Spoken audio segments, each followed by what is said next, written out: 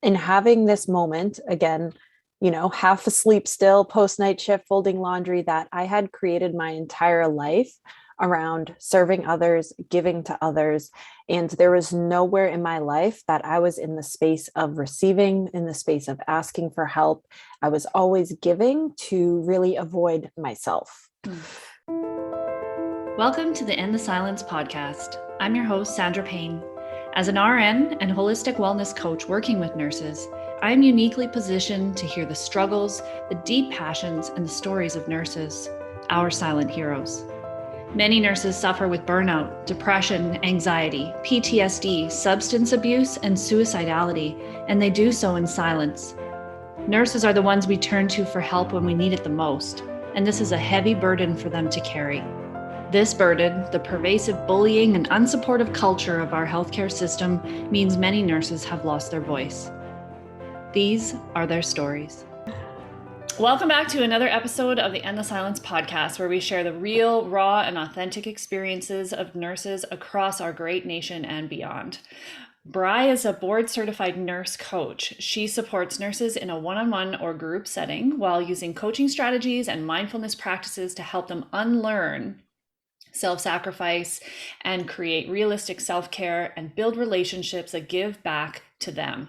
6 years as a registered nurse, Bry has spent the bulk of her career working in the psychiatric critical care and medical surgical specialties.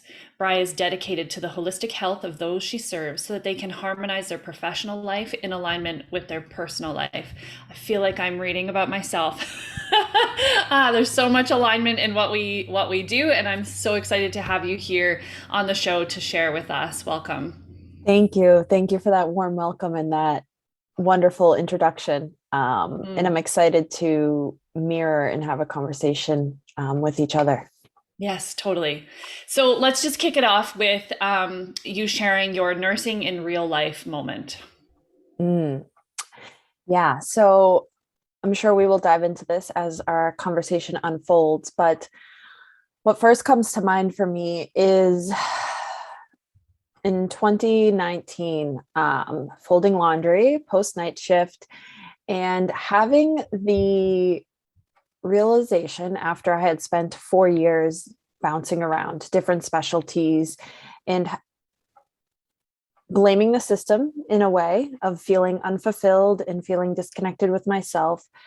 And also personally feeling that same themes and those same trends coming up, and having this moment again, half asleep still, post night shift, folding laundry, that I had created my entire life around serving others, giving to others. And there was nowhere in my life that I was in the space of receiving, in the space of asking for help. I was always giving to really avoid myself. So many pieces highlighted in there for me, and I'm sure like just about every listener out there. It's bred into us as females, and then as nurses, this serving, giving role, but it becomes all encompassing, really. And there's so many elements to that, so many that we definitely have talked about on the show before, but it's all like I think woven into like the shame-based culture that we live in that it's just never enough, right? We always feel like there's a next bar that we have to meet. We have to, another expectation that we have to fulfill, and that constant striving and grasping and almost desperation to feel like we are doing enough, that we are enough. And it's impossible. Like the bar just keeps going up. It never feels fulfilled until we realize it, right? So that moment, you're folding laundry and there's like this bing, like actually. So thank you. Yeah. So tell us a little bit more about who you are. I know I introduced you, but tell us a little bit more about yourself and your story as a nurse. Of course, of course. And if it's okay, I just want to touch on, because I think it's really important what you mentioned in like this never doing enough and never being enough. I think that's ingrained for us probably before. Well, this state of giving to others is probably starts before we know we're going to get into the nursing field. We just naturally are in this giving and serving role in other areas of our life. And then when we get into the nursing field, I mean, how much of our shift is like checking boxes and completing the tasks? And then, depending where you're working, most places, if it's a hospital, it's a 24-hour job, right? So then sometimes you get that backlash as you're giving report of why wasn't this done? And if you if you're a nurse, you of course have a heart and a desire to care for others. And I believe that you gave your heart, sweat, blood, tears, all of it in your shift. And then to be hit with, oh, why wasn't this done? Is just this constant feeling of I'm never doing enough. Yeah. So I just wanted to, that was just coming to mind as you were talking, and the parallels there, I just wanted to touch on. Totally. Yeah. Thank you. Of course. So in regards to my story, I've been a nurse for almost 7 years now. It'll be 7 years in the summer. And I hit burnout within 6 months of my career. And from that point on, I really spent for almost 5 years just bouncing around specialty to specialty, really feeling like I wasn't impacting the way that I thought I would, the way that was talked about in nursing school. I'm really just treating the symptoms, pushing people through the system, and I'll see you on next admission. And at 22 years old, I was like, I can't do this the rest of my life. Like, there's got to be something more here. But in the midst of that, I was really losing myself. As nurses, of course, we work wonky hours, we work long hours, we work off shift hours. And I kept finding myself in this extreme black and white. Like, I was either all in and holistically, full circle, taking care of myself on my days off, or I was all out. And when I was working my 12, 14-hour shift, if we're being real. And then I was just numb. I was, laying on the couch, Netflix binge, bottle of wine, spoon in the peanut butter jar. Like, I just had nothing left to give to myself. We spend our whole shifts giving to other people. And I couldn't find this balance of like, how do I blend showing up as a nurse for my patients and then also being able to show up for myself when I come home? So when I had that moment that I shared in the beginning of having this realization that I was in this black and white, and I was also in this state of giving in every relationship in my life, I really just began getting curious. And at that point, I was still working in the ICU, working night shift. And I didn't know what was to come down the line, right? We don't necessarily know the future. And I said, well, if I'm going to be in the ICU working night shift right now, I need to start to create some realistic self-care. Like, what does it look like for me to start to blend the both and find some gray area? So we can maybe talk more about that afterwards. But I started just pulling some of those things into my life, into balancing personally and professionally. And then in the midst of like a form of numbing out, right? Just the Facebook scroll and being on our phones, I came across this role of nurse coaching. And that really opened up my whole world and the work I do today. Because I found this tribe of nurses who felt the same. They felt unaligned with the traditional model. They felt like they got into the field, and then this is completely different than what we were told. So that began my nurse coaching journey and my board certification, and leading to opening up my private practice in June 2020. So kind of the peak of everything going on worldly. Actually, when you're talking about, I'll just like kind of rewind through what you just said as best I can, but you're talking about like the jumping around from specialty to specialty, because I did the same thing. And I hit burnout, not quite as quick as you, but 15 years ago, within the first couple of years, I was definitely feeling what I now can relate back to as like a real moral distress with some of the work I was doing in the neonatal ICU, and emotional overwhelm, like just unable to separate what was happening and what I was experiencing and witnessing, and really, being a a very deep empath, which I think a good majority of us as nurses are. Not knowing how to be with people in those really, really difficult, painful moments and not take that on and then bring it home. And spent many, many off shift hours in the same kind of position you're talking about, like on the couch, with the wine, actually, partying like was not appropriate at that time. Looking back, I could see why I was doing it. It was just in a way to turn, just to hide from it, because it's like I didn't know what to do with it all. And they talk about this, like you jump around from job to job, kind of looking for like, it's got to be better somewhere else. Like it's the workplace, it's this role, and it's like, it would be better when I would leave, it would be better for a time, and then everything would start, it would come back, because I had never dealt with all of the really, as when I can reflect on it, is like traumatic experience, like vicarious trauma, or secondary trauma, really just of being in those experiences with people. And I don't think any nurse is really immune to that.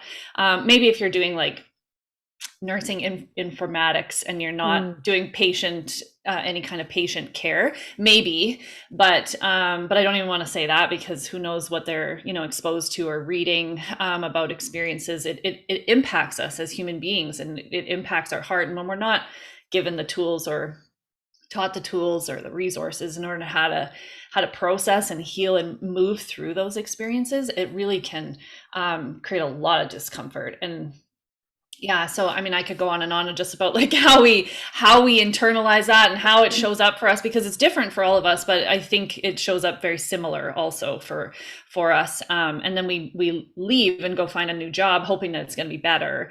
And then we find that the problems are following us, and we'll blame the system, blame the employer, and it's like there's a common denominator there if you really start looking. Yeah. But it's hard to say that, and it's hard to see that. So, but once you realize like, wait, like I actually, this, you could see it as like a shame thing and be like, oh, it's my fault. Like, I'm the common denominator. I'm not doing enough. Or you could see it in a different perspective, which is what I try to teach too, is just like an empowered place. It's a good thing, because that means you have some control in this situation. You don't have to like surrender to this being a nurse. You're in a position of taking back some control in your life. So I just all of the things, everything you shared, it's very familiar for sure. Share with us, like what, as you were going through that and realizing your burnout, realizing where you were at, recognizing that you needed to find some kind of balance, which is like, kind of, I don't even like that word, because it feels so like impossible sometimes. I actually was introduced to the word harmony, which for me feels a lot more, it feels a lot more doable. It's like there may be chaos in different areas of life that's not all balanced, but they're all like, my intent is just to have them all work together and have this harmony. But when you were recognizing it and saying, how could I find some self-care or some of those practices, what showed up for you? Like, what was your next step? Like, how did you start to move through those things?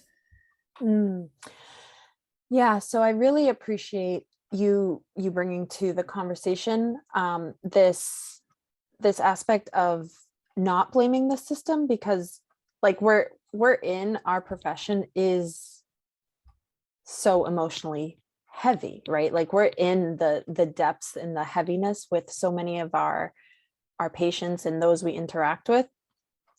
And if we're, what I heard in you saying that and brought to my awareness in my own story is like, I never mind working through what I felt on my shift and those emotions. Like I wasn't doing that in my own life. Like I was scared to personally face any emotions in relationship with myself.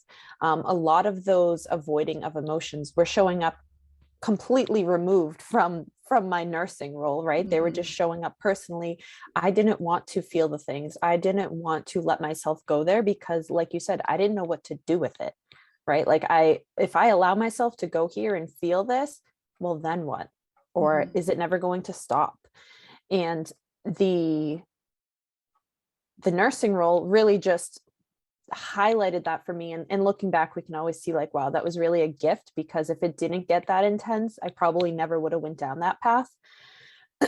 But really exploring like, how do I move through my own emotions and my own experiences in my personal relationship so that I have that harmony when all the other things are going on, personally or in the chaos of my shift, that I can still feel that I am grounded and I am at peace. Or if not, I feel safe enough that I can work through whatever is there, and trust myself that I feel safe enough to do that.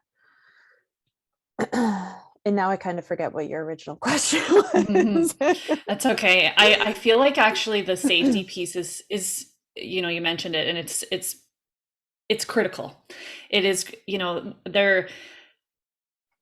I mean, I don't want to, but I will. I often give like a blanket statement of like, as women, we are not, for the most part, we are not taught how to deal with emotions. We're taught that they're wrong. We're taught that they're a weakness. And so we hide from them. We feel ashamed if we have them.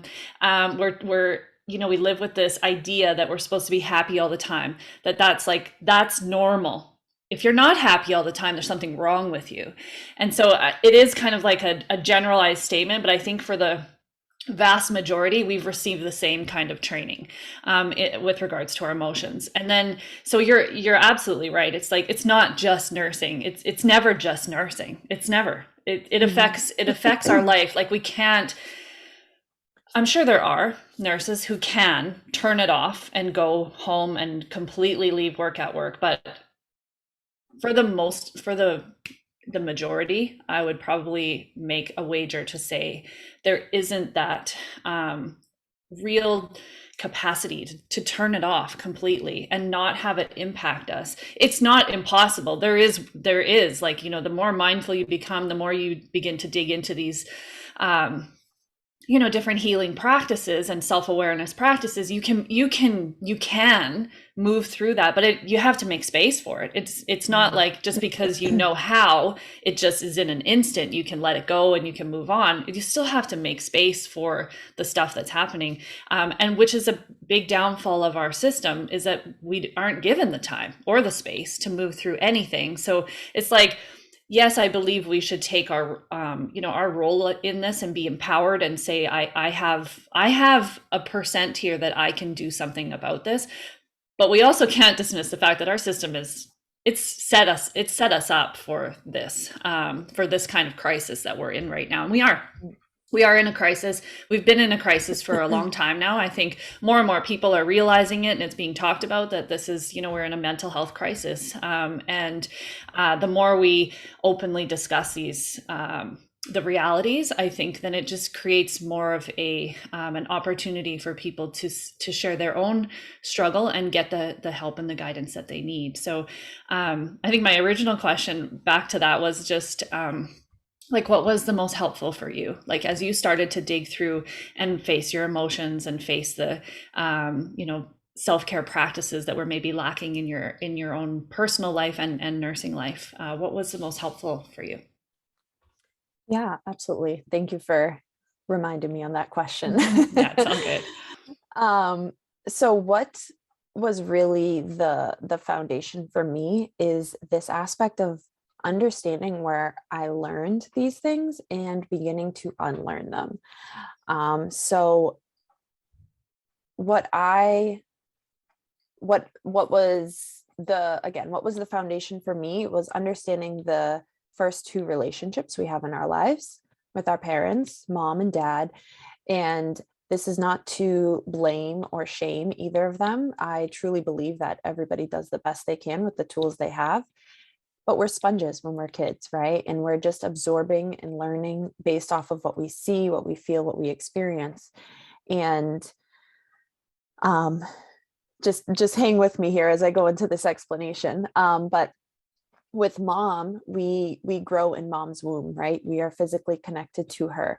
And as an extension of self, that is where we learn and where we understand how to take care of ourselves from my beliefs and my experience. So really beginning to untangle, like, what did I learn and what did I take on as my own as I watched mom take care of herself?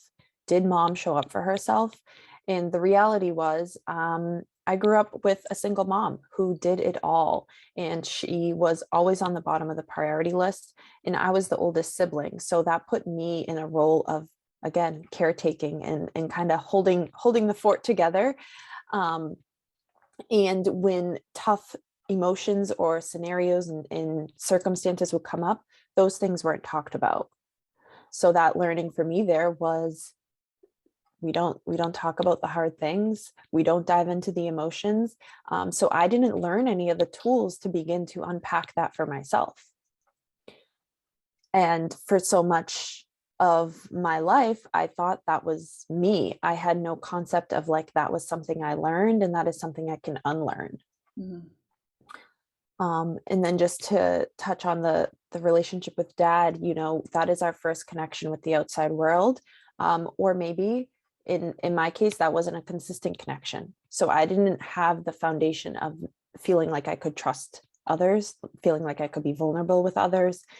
And those two relationships really set the foundation for how I took care of myself or didn't, and how I showed up in relationship with other people. And as you can kind of begin to imagine, there was a lot of limiting beliefs and a lot of behaviors that were built from that. But that was my foundation in beginning to unpack that. Like, what beliefs are running my life? Where did I learn those? And how can I begin to unlearn those if I am creating something new? Because it comes back to that ability to make a choice, that personal responsibility, that taking our power back. Mhm. And from that point, that really started my journey. Yeah, I just talking. I'm thinking of my own parents, of course, and like I've gone through so much of this, the same kind of work, and it's not easy to look at those aspects of us, but it is essential because it is our foundation. It's no matter even because I believe in that, for a long time I made this sort of like comparison, and I would say like, I had a good childhood. I had two parents, like they provided everything for me. They loved me. They gave me everything that they could. Like, why do I feel this way? Like, it's not like I had a bad upbringing. But the more I dug into it, it was like, again, yeah, it's not a shaming and a blaming thing. I agree with you. I think we all do the best that we can with what we know and what the tools that we have at the time. But when I dug in, it was like, I could see the patterns that I was emulating in my own life, but then taking that hard look at it and being honest with myself and like, this is not working for me. Like, Mm, I'm living this old pattern that I have just taken because I was taught it and influenced in this way.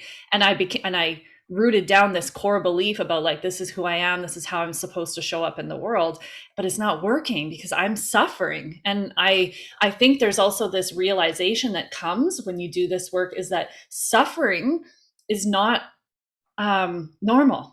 Like, mm, it's not something that we have to experience.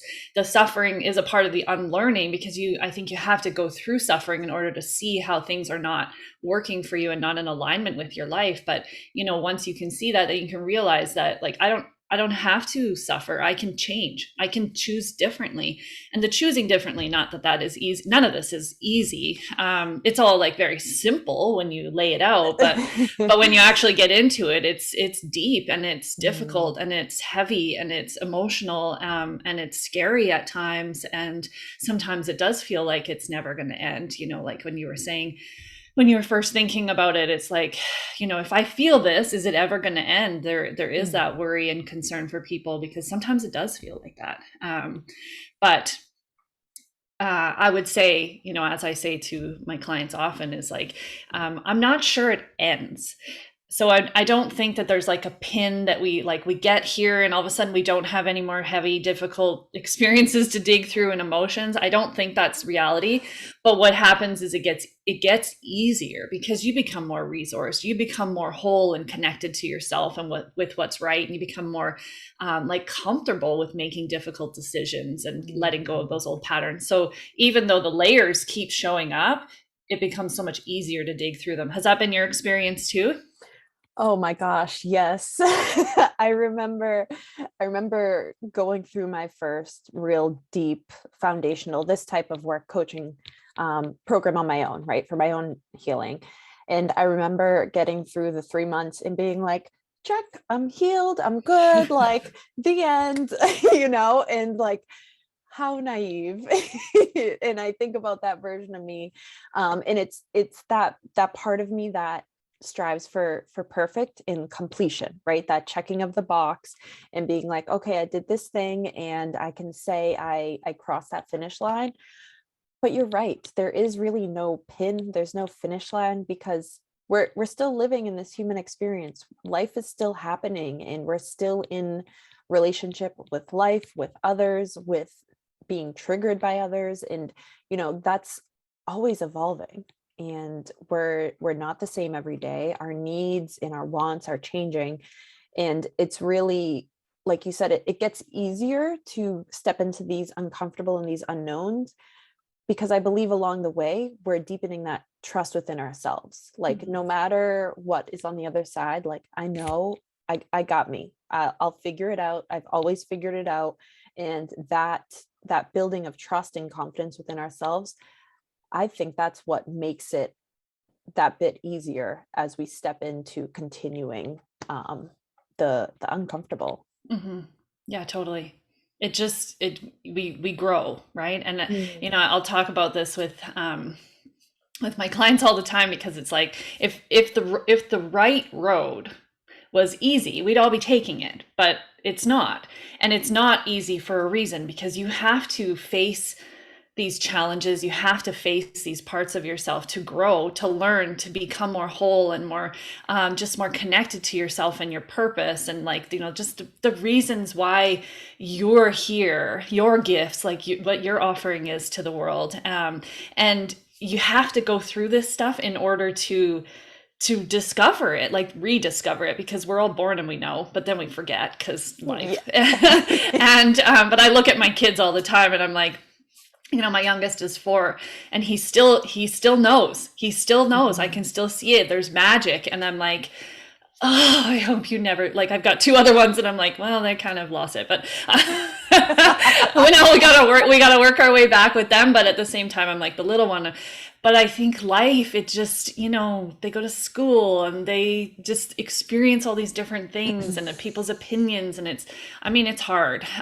It's hard, but there is this moment, and I hope people reach that moment where they're like realizing that there's got to be something more for me, that this suffering is not how I have to surrender to spending the rest of my life in this way, that there is something, there is a way. And I think that crossroads is so important, because then you have a choice. You can say like, okay, I'm going to take the hard road here and I'm going to go through the challenges. And thankfully there are people who have, taken the road already and can say like, hey, like you and I, who are saying like, just, I'll link arms with you. Like, I don't know it all. I don't have all the answers, but I've gone my own journey thus far, and I'm still here and things are a lot freaking better. So like, just, come with me and I'll guide you along the way. And I think, you alluded to the aspect of like perfectionism and how we have this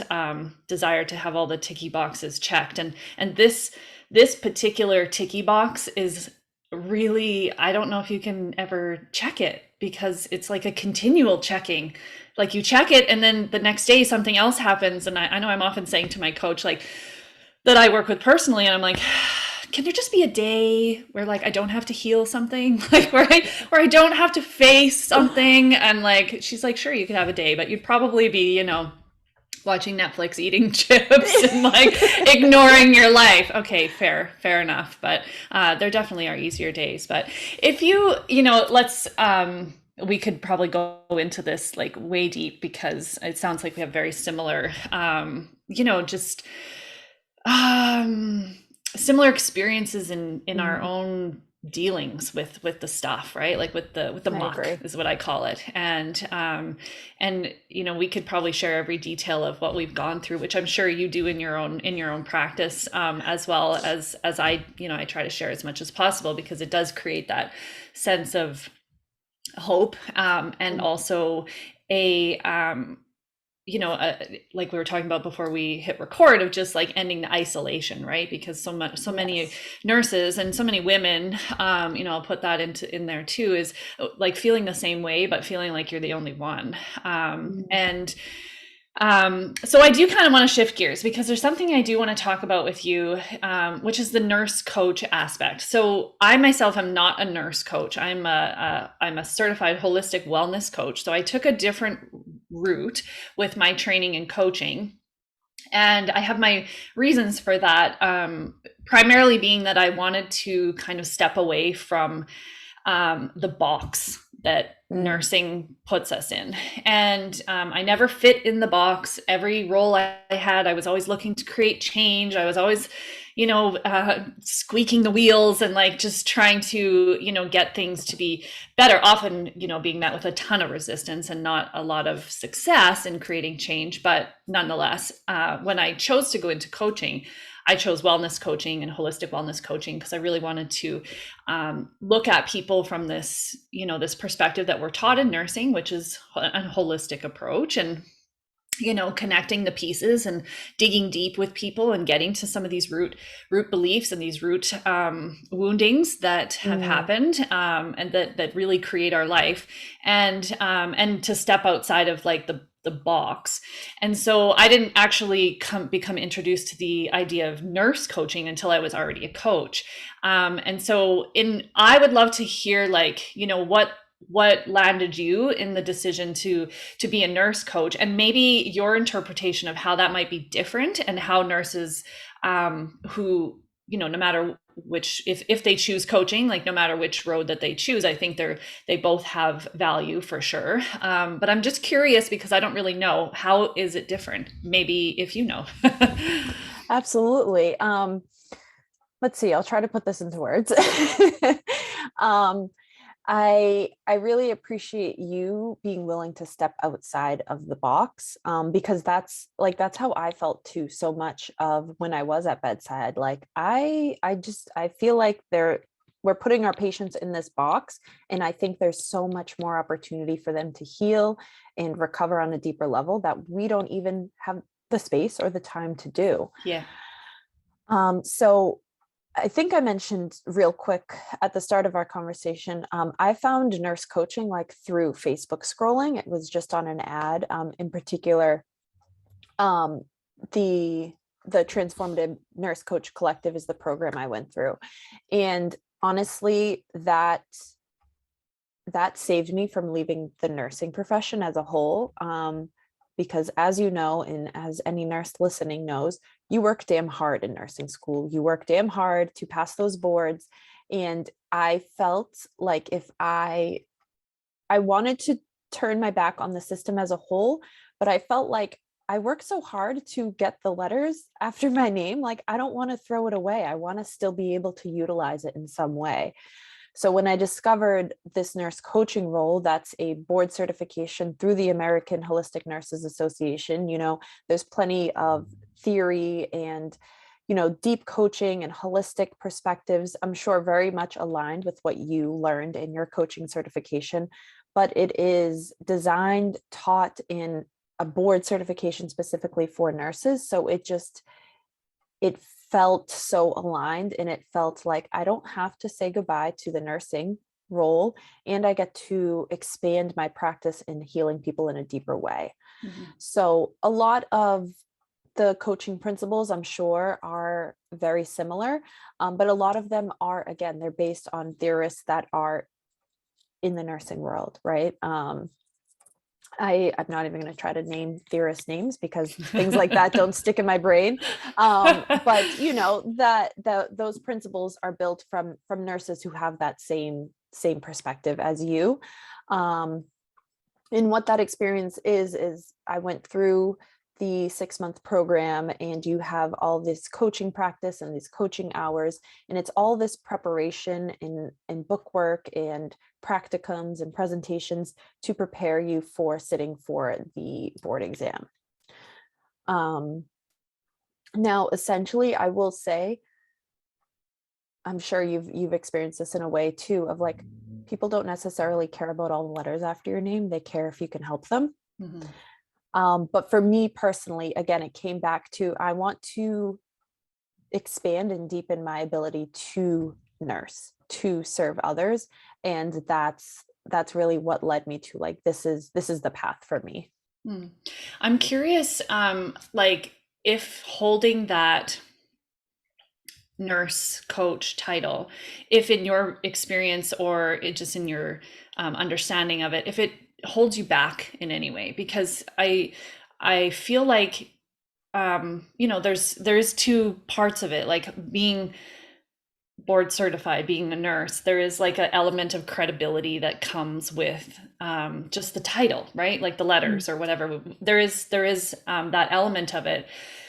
But for me, it very much was like the box that those letters put me into, and taking myself out of that box meant I had to take myself out of the restrictions and like the rules and the almost micromanaging of what we were doing and how we were able to help people as a nurse. And I didn't, I was like, if I'm going to go into this, I don't want to have that same looming cloud over me that's saying like, oh, you can't coach on that, you can't say that, you can't, so or you can't work with that type of patient because you're not XYZ. And there is some, of course, like guidelines for wellness coaches as well, but really the coaching world is quite unregulated, and so it kind of leaves things open, and I liked that aspect of it. And so I'm curious if like the nurse coaching world, if it is as sort of like open and I don't want to say unregulated, but it is kind of unregulated, just more open and flexible. What your experience has been with that. I don't even know if that question made sense, but I hope it did. I think I got it. And I would say the short answer to, do I feel like the nurse coach title puts me in a box? Absolutely not. I feel like having that added to my credentials opened things up for me in such a vast amount of ways, because I see other nurse coaches, when I completed my certification back in 2020, there's nurse coaches doing such a variety of things. So many of them are in private practice, and so many of them are actually still in the traditional field, but they've created nurse coaching roles to support nurses in leadership, to support patients. If you feel like going in that role, then maybe they feel like they're in the box, maybe, but I don't know. I didn't kind of test that path. I took the path, kind of like you said, once I discovered the coaching, I was like, see a traditional medicine, I'm going to like help people in a deeper way. And that was anyone and whoever came into my world. So yeah, again, short answer, no, I don't feel like it's restricted, because being in private practice, of course, you have the freedom to kind of tweak and do what you want. But also there's such a need to bring this holistic perspective into the traditional model as well. Like if not to the people outside of the model, but even more so, like, do the people in the field right now need coaching, need deep healing, need support, need to know ways to take care of themselves, and to deeply listening to their patients and their coworkers, and all of those things. So yeah, does that answer the question? Yeah, it really does. And I feel like that's a really accurate description of it, is like you have the choice of working in like an independent practice, and exploring the types of work that you want to do, the types of clients that you want to work with. And there is this added option. And I know that wellness coaches have been used in the same way, like it's just kind of a different title. And or like health coach, like they're just, Mm. I think they do different things, I believe, but essentially they can be used in similar roles.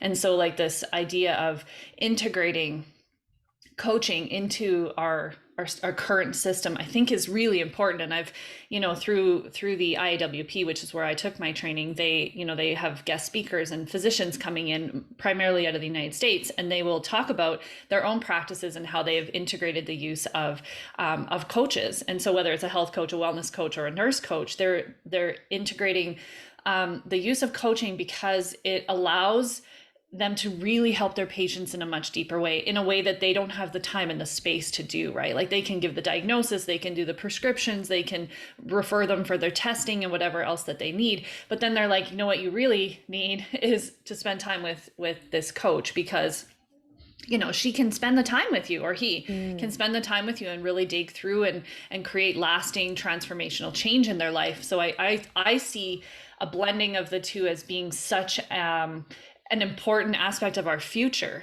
because our system is not, it's bursting. It can't withhold the stress of the sickness that is the reality. And so we need to be looking at, for our future, ways that we can integrate a more holistic approach so that we can actually help people, right? Instead of just pushing them through, like you were talking about in the beginning, of just pushing the patients through the system and, till we see you again, like it's not really, it's not helping people. I feel like coaching is really, it's going to be such an important piece of how we move forward in healing our system, and the way that we can show up and heal our patients too. And I feel like having the nurse title is something that is, which I think for a good majority is something that is important to nurses, because you've invested a lot of time and a lot of money and a lot into becoming a nurse,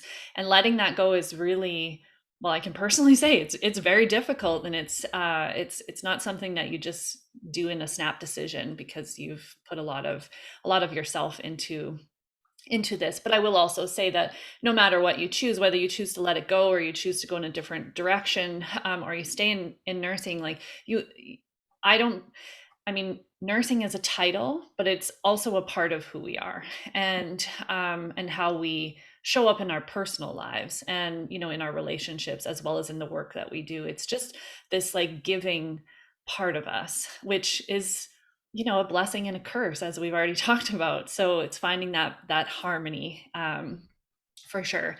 Absolutely. Before we go, I wanted to just give you a chance to share a little bit more about what you do as a nurse now, and as a nurse coach, and how you are supporting, in sounds like very similar ways, nurses out there. So please. Great. Thank you. And this is kind of a beautiful segue, because as you were talking, I'm just thinking, like, if those in traditional medicine need the coaching and need the support the most right now, who better to show up and provide that for them than nurses who get it, right? Nurses who can meet you and say, hey, I understand all the stressors and all the burnout and all of it, right? I understand it. I see you, I've been in your shoes, and let's work together and co-create this. Because as I alluded to in the beginning, when I first opened my practice in 2020, I was like, for lack of a better word, like, screw the system. I'm going to go do my own thing. Anybody who wants to heal on a deep level and like really recreate their life, my doors are open. And this past year, or the end of 2021, is really where I was forced into some space and some stillness to really reevaluate, why did I turn my back on the system so much? And what that really meant is I turned my back on nurses in a way. And it's not the nurse's fault that the system is the way it is. If anything, it's been us nurses who have been holding the system up on our backs. So that really began the creation of what I'm doing now in creating spaces for nurses to be on the receiving end of some healing and some support. In ways that I'm doing that now is working with nurses one-on-one and doing some deep coaching work. And it's actually really exciting because we're starting to see organizations reimburse for my coaching services. So just like for any tuition reimbursement you would get from your organization, organizations are now looking at coaching the same way. Hey, if we can reimburse our nurse managers and our nurse leaders to get support so that they can better show up to take care of their staff and ultimately their patients and, every life they touch in the system, we're willing to put our dollar down and invest in our nurses in that way. So that's been a real light for me to see organizations step up in that way and see like, okay, these shifts are happening. We're looking for better. And so that's kind of like my one-on-one deeper coaching containers. And then I also have a community space where you get to just show up. If you're a nurse, you're invited and you get to just be in a space of, again, healing and receiving support. So you don't have to have any experience or any prep. You get to just show up. I guide you through a little bit of breath work, some mindfulness, and you get to just connect with like-minded nurses, and they're nurses, so they get it, right? We have that community feel. We can have those conversations, and it's a safe space for you to just reflect and have some vulnerable conversations. I think a lot of, or I know from what I see, a lot of the support that nurses are handed out is like more information, more modules, more learning. And we're professional, we're educated, we're adults. I don't necessarily think that we need all this more. I think we just need a space to show up and say, this is my space for me. If it's the only hour a week I do it, I know that it's my space to just show up and be, and we don't need to do more.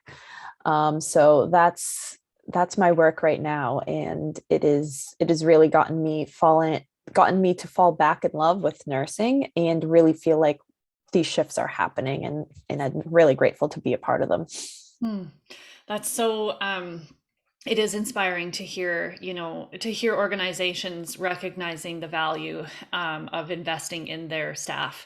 And, I've had nurses here in Canada who have also been reimbursed, but also ones who have been declined and who have been told that we'll only support professional development. And, my head spins because I'm like, how is this not affecting her professional development, right? If she's, looking at herself and helping to create a healthy, more whole, balanced life for herself, how does that not translate into a better, well-equipped, more resourced, more, present professional?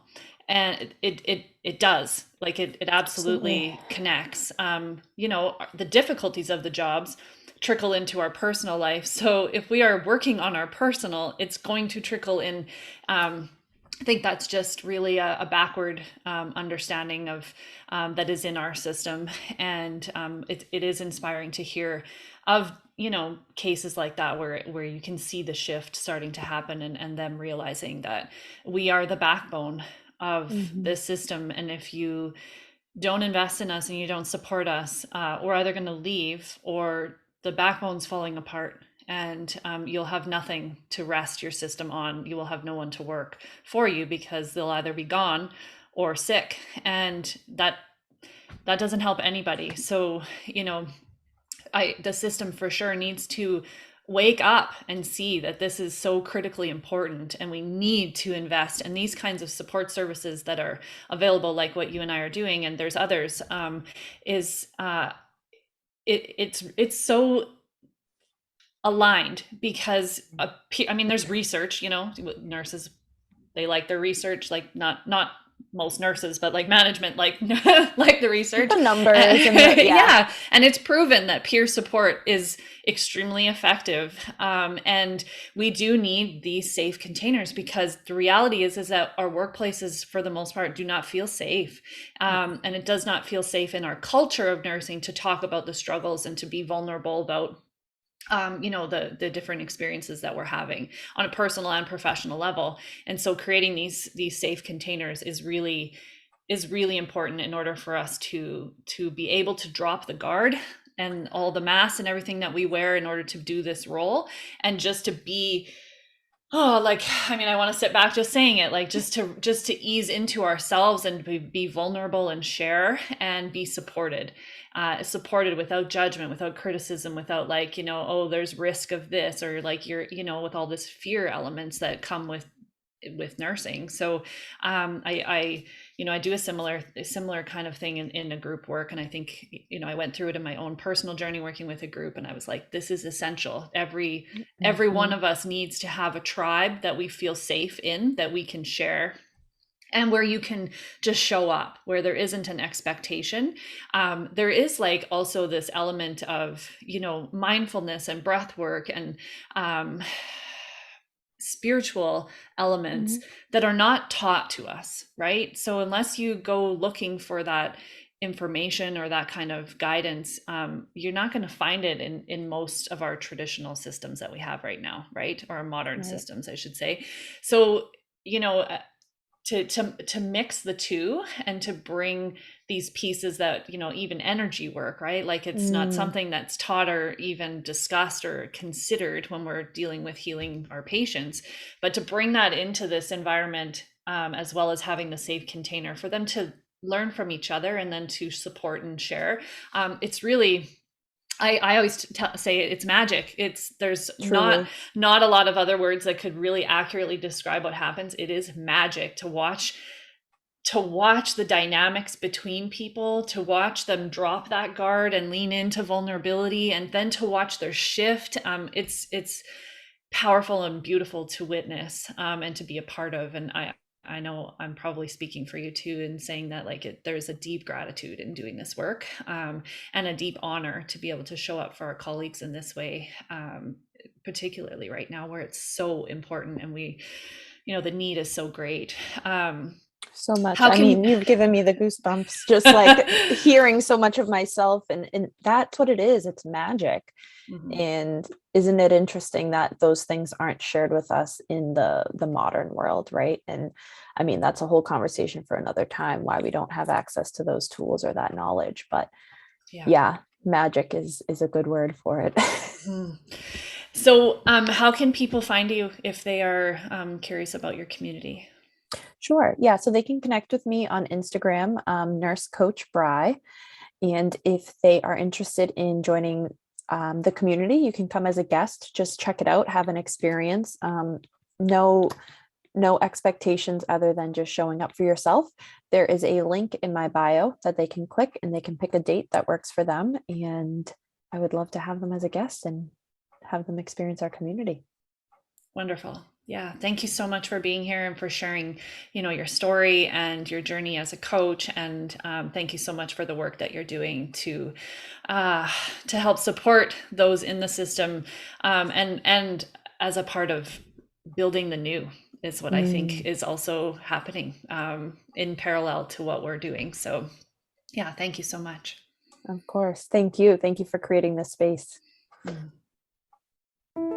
I personally want to thank you for taking your time to listen to this podcast. It is my truest honor to sit with these nurses and witness them tell parts of their story. We as human beings have a deep need to be seen and heard, and this is my way of helping nurses in particular find their voice. Please know that the opinions shared in this podcast are those of the individual sharing them and not a reflection of any employer or regulatory body. We are sharing our truth, and that may not always resonate with you, but I'm guessing if you're listening, that something has rung true for you in this podcast. Our stories offer healing and create connection, two things that we as nurses need as we navigate the jungle of a healthcare career.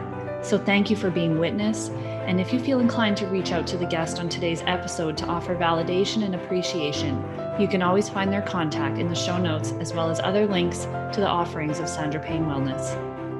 If you'd like to be a part of the community, join our private Facebook group, Surviving Nursing. And if you'd like to share your story on the End the Silence podcast, be sure to reach out.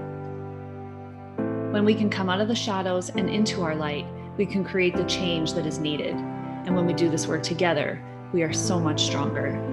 Thank you for listening.